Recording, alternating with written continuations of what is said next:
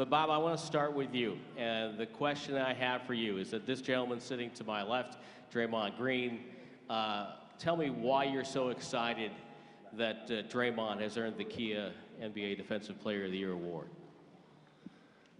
Because he deserves it. You know, that's why I'm excited. Sometimes life isn't fair, but this time it was. And he wanted it. He said he wanted it. He showed perseverance, because for 2 years he was in that second spot, which I know Draymond doesn't like being in second place. So he got what he deserved, which is the reward and the recognition, and I couldn't be happier for him. Draymond, why are you so excited that Bob is finally getting his credit? Because I can take credit for him getting credit now. I told everybody. No, I mean, you know, when you look at the job, you know, over the course of the last 5 or 6 years, where he's taken this organization, it's amazing. And I mean, even like this award is great, you know, and I think it still doesn't do justice for the impact that he's had. You know, we're trying to build a dynasty here. And so, you know, the Executive of the Year award is great, but I won't be satisfied till he's headed to the Hall of Fame. That's where I think he's headed, and I'm enjoying sitting back watching it happen. All right, well done. Now, a lot of times after practice, I'll look over and you guys are having some kind of conversation. What kind of things do you guys talk about, and talk a little bit about the relationship that you and Bob have now? We talk about everything. From him talking to me about my technical fouls to, you know, you name it, talking about the league, talking about our team, like the pulse of our team, everyday life, fatherhood.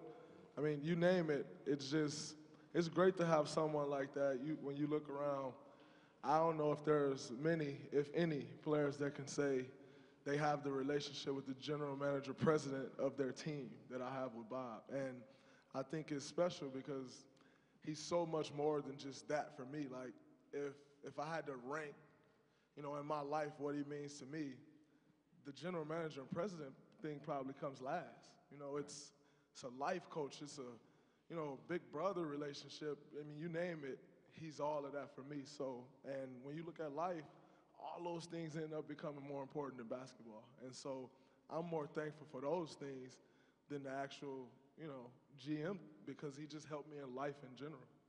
And Bob, you've talked about this many times, that this whole process, yes, it's basketball and it's about putting the ball in the basket more than the other team, but it's also about the relationships that you build.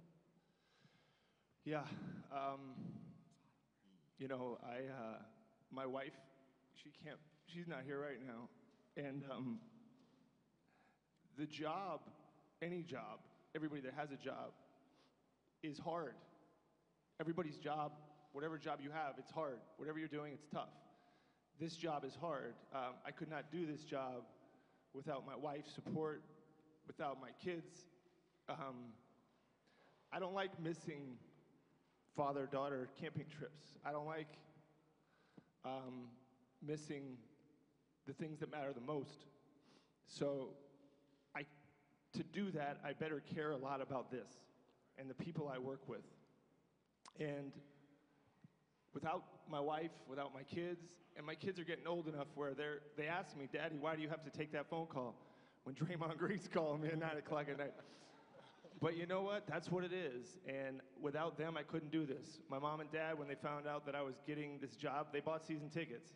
Most mom and dads would say, can you get me tickets? My mom and dad bought season tickets. One of my best friends Jason's in the stand. He bought tickets. Those are the people in my life that matter to me. Draymond's one of those people. So before I just want to thank the people, Tim, while I have an opportunity to do it. Joe Lacob taking a chance on me 6 years ago.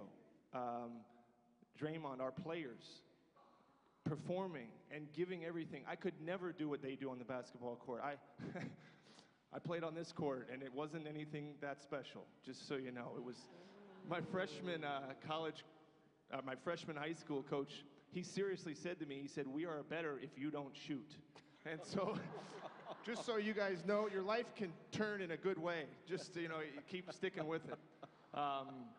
But you know, the people in my life, like I said, Joe Lacob, Steve Kerr, who's more than a coach, he's a friend, guys like Rick Welts, who I get to work with, everybody in our organization.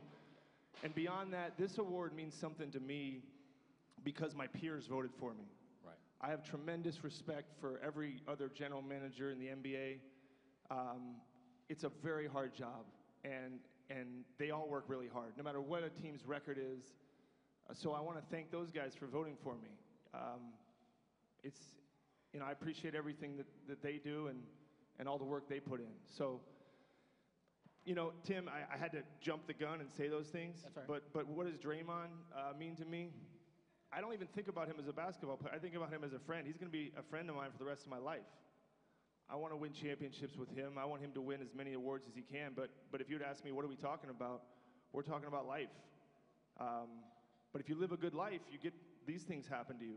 You treat people right. You work hard. You have a passion for what you do. You know, and he embodies that more than anybody. I love his authenticity. I love what he brings. And you know what? Give me guys like that in a company, an organization, and you will get trophies.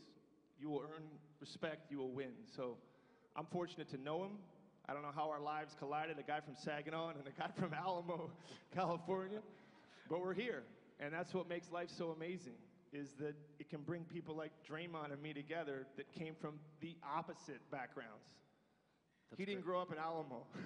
Now, you mentioned about playing here, and I'm going to beg forgiveness from both of you guys. Sorry, can one more thing? Yes. Sorry, I didn't mean to cut you off. I want to thank the people I work with, too. This is not an award that's mine alone. It's people like Travis Schlenk, who left to go to Atlanta. It's Larry Harris. It's Jerry West. It's Kirk Lacob. It's Kent Lacob. It's David Kelly. It's Johnny West. It's all the people. I don't sit in a room and make decisions, just like Draymond would thank his teammates for winning Defensive Player of the Year. So all the people I work with, this is your award, too. It's not mine. It's ours. It's well said. But since you talked about your high school days, I'm going to ask you guys, both forgive me for doing this, but we've got your coaches up here. So, Jeff, tell us a little bit about Bob, the player, and you were telling me a great story about Bob, and I think he was being very humble up here a moment ago. But tell me a little bit about that story and what was he like to coach? Yeah, when I first met Bob, he was, I had his older brother, 3 years older, Jeff, and Bob was this, like a 5'7", 90-pound eighth grader. And he was just a guy. It was great that he was at summer camp and playing basketball and played freshman basketball and played JVs as a sophomore. And we had a pretty darn good team. And then all of a sudden, springtime of his sophomore year, we started playing AAU. And Bill Powers was coaching him. And he kept telling me about Bob and the things he was doing, offensive rebound, a lot of the stuff Draymond does. That's what Bob did. He was growing. And then he fell in love with the weight room. And he had a buddy that was his age, Kurt Hodge. And those guys worked out so hard. And by the time he showed up for his junior year, he was a monster. I mean, he would get rebound after rebound after rebound. That's the good news. The bad news is a lot of times he was rebounding his own misses. And That happens to you, too. Yeah. and his coach was very animated and disgust over these misses. And I remember one here. It was incredible. It was right on that basket. We had some great centers in our league. Bobby Hall, 6'11" kid, went to LSU. We had Mark Madsen, who played in the NBA for 10 years at San Ramon High. And Bobby had battles with Madsen. He had one here, I remember, right at the end of the half, where we got the ball inside. Bob made a great move, dead layup, miss. I'm looking to go back. Then he's on the other side of the rim, tipping it because he missed it. Then he comes down with it, head fakes, goes up, gets fouled, makes it, and, it was like, that was Bob. I mean, he was a great, great rebounder. And I bet you I said I didn't want him shooting outside the key either. But now I read in Sports Illustrated what a great shooter you are. Well, that's not really true. I just shoot now. Without you yelling at me, it's a lot more confidence. You know, you got to give players confidence. How about him? They give him more confidence. Yeah, he's got that issue too. Yeah. You can ask him. And he yells at his coach too, just like you It's a did. beautiful relationship. So Lou, it's your turn. And first of all, thank you so much for coming all the way out here today. I know Draymond appreciates that so much. But do you have a Draymond High School story for us? Dre was, he was always special. Dre started playing for me when he was 11 and 12 years old. And he was so much taller and bigger than other guys that we played against. Especially on the circuit, AAU circuit, I would actually have to carry his birth certificate with me so I can show the opposing team, and especially their parents. They were always complaining. Yeah. But once he got to high school, you know, he just took over the state. I remember after his sophomore year, we got bailed out early in the state tournament. And immediately after the game, he told the entire team in the locker room that we would win the championship that following year. And about 4 days later, he called me around 6 o'clock in the morning and got me out of bed and got me in the gym with him and the rest of the players that was on the team. And the next 2 years, we went 54-2, 2 state championships, national, finished second in the country. And he was just a special talent, very, very intelligent.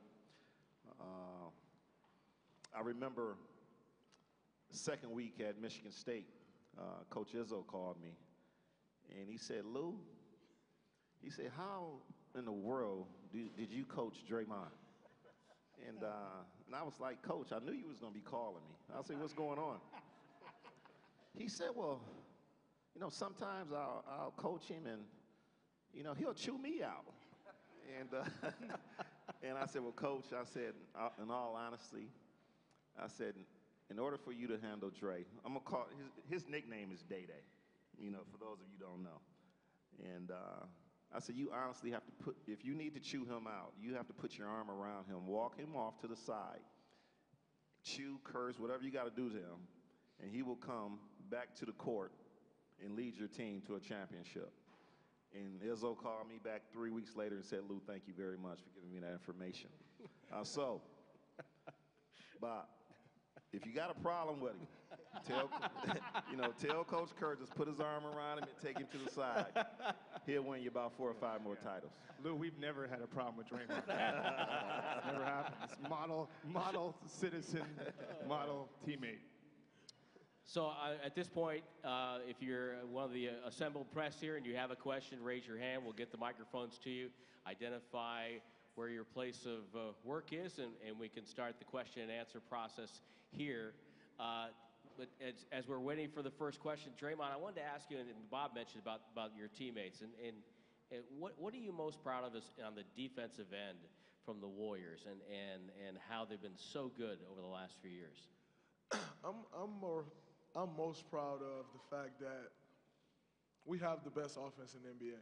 And I don't say that in a cocky way, like the facts state that, the eye test states that. Right. And you can fall in love with that.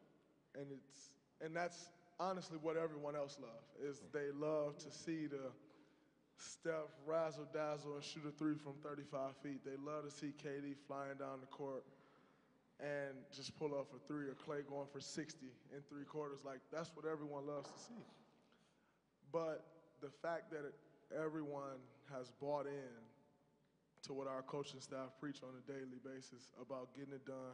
Ryan Adams over there, you know, Ryan takes us through his defensive drills every day, and we all hate it.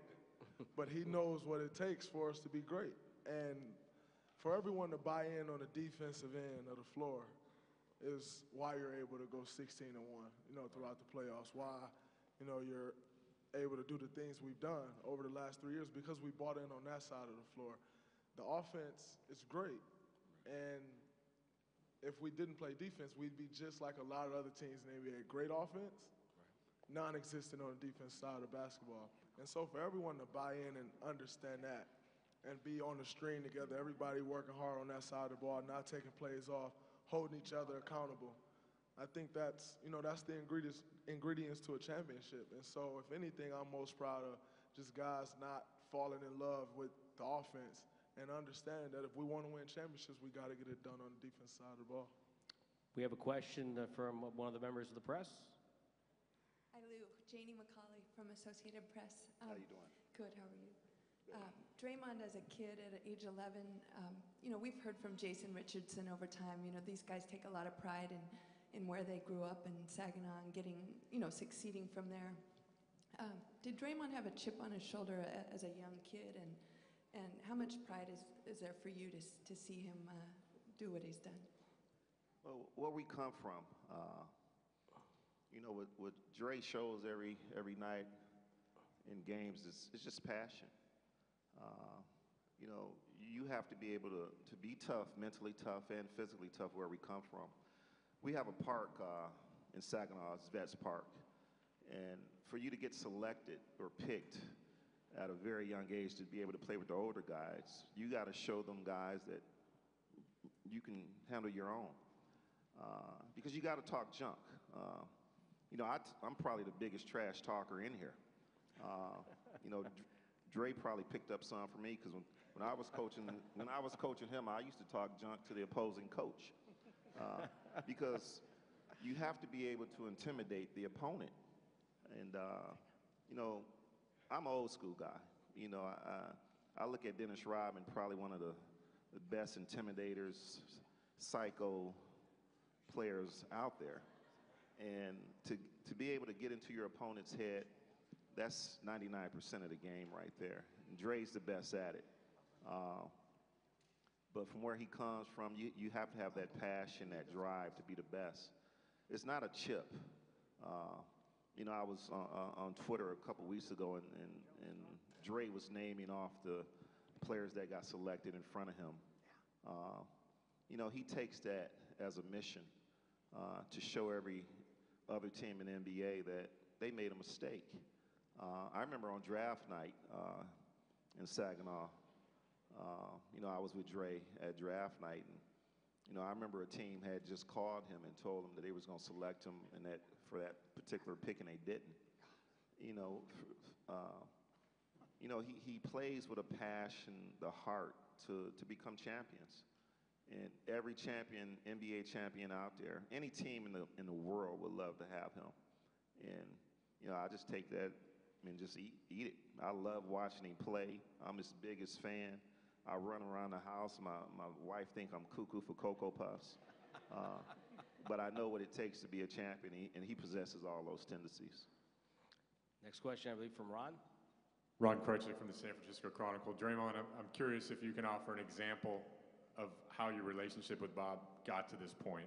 Maybe early when you came here, when you started to realize that you guys would be more than player and GM, and why it's kind of worked out the way it has.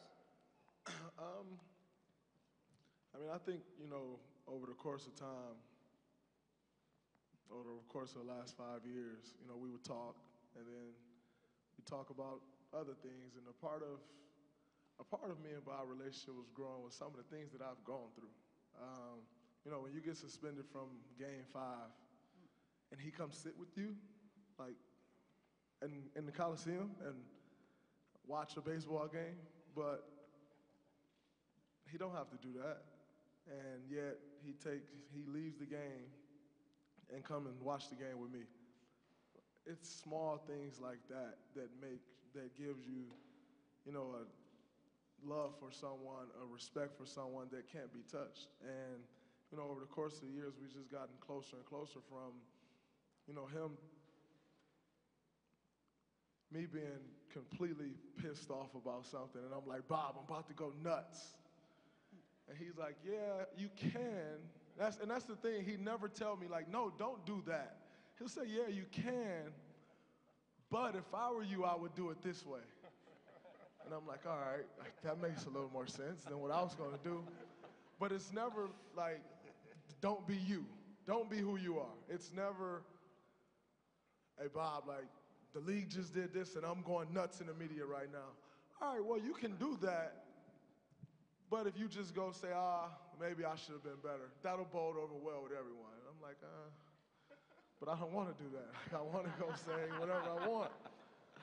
But it's just, he has a way of always knowing what to say in any situation. And over the course of the years, like, that's helped me so much in my life in general, like I said, not just with basketball things, not how you conduct yourself on the floor, how you conduct yourself with the media. It's everyday life. And I mean, that's love. That bond has just continued to grow. We have another question. Monty Poole, NBC Sports Bay Area. Draymond, when you were a rookie, I remember Mark Jackson was your coach, and he said to me one day, he said, something I never heard a coach say about a rookie. He said, this guy has the IQ to be a coach in the NBA. I don't mean when he retires. I mean like in a year or two. He's that good. Now, my question to you, and other coaches have since said that, but at what point did you know you had the ability to see the game as you do, and where did it come from? So for me, I was blessed to have, starting with my uncle and with Coach Dawkins, you know, and growing up in a city like Saginaw where everybody loved basketball, they just want to see you play. A lot of people would just roll the balls out and say, hey, like, just go play. And like, yeah, you need to do that sometimes because it just teaches you how to play basketball. I always say, like, a guy who always works out, he really can't play basketball because it's a little different when you're actually playing. And I was blessed to have coaches growing up that they rolled the basketballs out enough, but they took the time to teach me fundamentals. You know, Coach Dawkins taught me help side defense when I was 12. And here I am, like, I think I'm pretty good on the ball defender, but I think I'm spectacular help defender. And so but that didn't start, you know, 3 years ago. It didn't start 7 years. I learned help side defense when I was 12. I don't know how many people can say that, nor do I know if I want to teach a 12-year-old help side defense. It's pretty boring, but it's helped me get to the point where I am today, and I'm thankful for those lessons. And so from that point on, it's just all about building the IQ, you know. And I mean, like I said, I was just blessed to have the right coaches and that actually taught me the game of basketball, and it was never just go play. Because I knew how to play. Like, I was bigger than everybody, but I could handle the ball. I was the tallest guy on the floor, but I was playing the point guard. I knew how to play, but actually having to learn the game and then being able to apply that, it helped me as I move further along because guys continue to get better and better. They continue to get stronger. They continue to get faster. They continue to jump higher. And the one thing that has always been great for me is my brain. And so I'm thankful for, you know, the way I was taught the game. This gentleman here in the third row. CJ Peterson, SFA. This is a two-parter for Draymond. Obviously not being the recipient of this Defensive Player of the Year award for the past 2 seasons, is it everything, you know, you thought it would be or imagined it would be winning that award? And also, of all the plays that it took to win that award, is there any one that sticks out in your mind that kind of encapsulates your season as the league's best defensive player? I think, you know, when I look at this award, it's amazing. Obviously, it's something that I wanted to win. But in saying that, I can't thank my teammates enough because the whole narrative coming into this season was the Warriors' defense is going to drop. You know, they lost guys. Their defense won't be that good. And it's only one basketball, and by the way, the defense won't be good either, so how are they going to win? And then everyone lock in on that side of the ball, and we're the best defense or number 2 defense in the league or whatever it is. But if we're the number 12 defense in the league, I don't win Defensive Player of the Year. And so it's one of those things where, yeah, I'm thankful and, you know, had to make some plays, but I'm thankful more so for my teammates because they knew how important it was to me, but also how important that side of the ball is to me. And there's never a night where guys are out there on that side quitting. And so that allowed me to win this award because everyone's locked in and we have the best defense. And then, you know, the glory comes with that. And if I had to pick One play. I don't know. Atlanta maybe. The block on Schroeder and then Bazemore. It was fun because the ball actually went off both of them both times. It was like, oh, I blocked your shot and it hit you out of bounds. So that was like a fun moment for me. This gentleman over here. R.C. Davis, Warriors Radio and Warriors.com. Bob, early 90s, did you ever think roaming these halls, running sprints on this court, as confident a guy as you are and you've always set goals, did you ever think you'd be here, a two-time champion, executive of the year? No way. When we would lose a summer league game, this guy we would come back late at night, and we had this thing that you'd say, it was called slides till you die, and you'd slide along the baseline, and then you'd slide diagonal down there, and we would literally do defensive slides for an hour and a half on a Friday night at 10 o'clock. Good times. So, look, this is a serious story. This actually happened. Lou, you probably did stuff like that too, I can We imagine. used to sing when we ran. Yeah. No, it was a lot of fun. I loved it. It was a great memory. But no, RC, I don't know. I mean, Draymond, you could ask him the same question. You know, growing up, the only thing I knew was, and what I know now is, I love basketball. I didn't know basketball would put me here. And to be honest, this didn't have to be where I ended up. The biggest tragedy in my life would be if somebody said, you can't watch or play basketball anymore. He's lucky. He gets to play in the best league and on the best team in the NBA. I wasn't good enough to do that, but I just want to be around it. I want to be around people like Draymond and Steve Kerr and Curry, Durant, Clay, all our guys, Andre, the whole group. That was the only thing I knew. This stuff, I mean, this is why you do it, and to give back to the fans.